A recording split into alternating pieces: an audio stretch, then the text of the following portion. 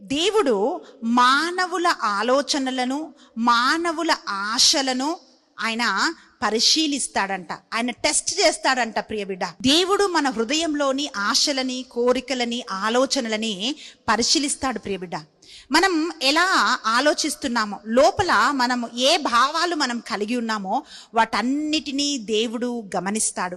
ఈరోజు నీ లోపల కలుగుతున్న భయము, బాధ, కృంగుదల, కోపము, ద్వేషము, అసూయ, ఏ భావాలతో నువ్వు నింపబడ్డావో ప్రియబిడ్డ, ఆ భావాలన్నిటినీ ఆయన స్వస్థపరచగలుగుతాడు.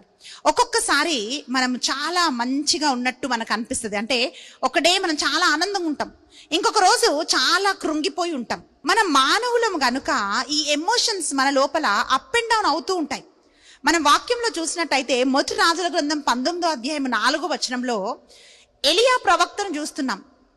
కర్మేలు